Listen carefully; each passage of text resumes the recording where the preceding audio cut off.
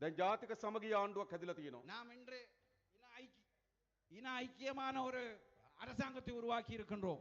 අපි පියවරෙන් පියවර நாங்கள் படிப்படியாக මේ රට ගොඩනැගීම සඳහා සැලසුම් හදලා තිබෙනවා. நாட்டை முன்கொண்டு செல்வதற்கான திட்டங்களை வகுத்திருக்கிறோம். පළමු කොටම අපි දන්නවා முதலில் உங்களுக்கு தெரியும் ජාතික සමගිය නිර්මාණය කරන්න தேசிய ஐக்கியத்தை உருவாக்குவதற்காக විවස්ථාවේ අයිතිවාසිකම් அதே அரசியல் அடிப்படை உரிமை නීති අනපනත්වල අයිතිවාසිකම් அதே போன்று சட்டம் இதில் இருக்கின்ற சில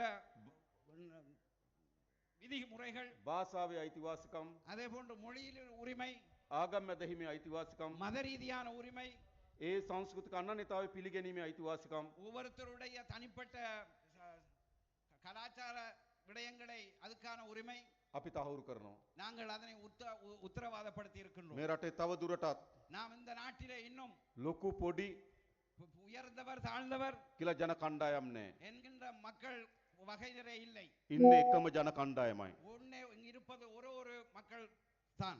සිංහල වේවා, දෙමළ වේවා, මුස්ලිම් වේවා. சிங்களமாக இருக்கட்டும், தமிழாக இருக்கட்டும், முஸ்லிமாக இருக்கட்டும். උතුරේ වේවා, දකුණේ වේවා, නැගෙනහිර වේවා.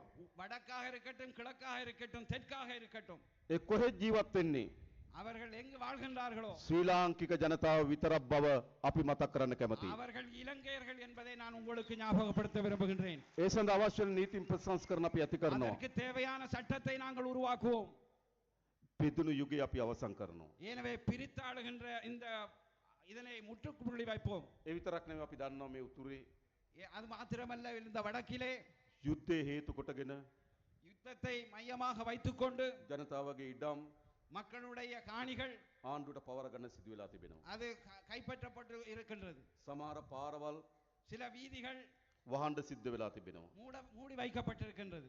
සමහර පුද්ගලික ඉඩම් சில தனியாருடைய காணிகள் වන සංරක්ෂණ දෙපාර්තමේන්තුවට ගැසට් කරන්න සිද්ධ වෙලා තියෙනවා. வன இலாகா திணைக்களத்திற்கு கெசட் செய்ய வேண்டிய நிலைமை ஏற்பட்டிருக்கிறது. අපි ඒ සියල්ල විසඳලා அவை அனைத்தையும் நாம் நிறைவு செய்து ජනතාවට නිදහසේ மக்களுக்கு சுதந்திரமாக තමන්ගේ වැඩ කටයුතු කරන්න தங்களுடைய வேலைகளை செய்வதற்கு තමන්ගේ ඉඩම් වල පදිංචි වෙන්න தங்களுடைய இடங்களிலே வாழ்வதற்கு තමන්ගේ ඉඩම් වල වගා කරන්න தங்களுடைய இடங்களில் விவசாயத்தை செய்வதற்கு අවශ්‍ය ඉඩකඩ அவர்களுக்கு தேவையான வசதிகளை ජාතික ජනබලවේගයේ ආණ්ඩුව අපි හදනවා. மக்கள் சக்தி அரசாங்கம் செய்து கொடுக்கும்.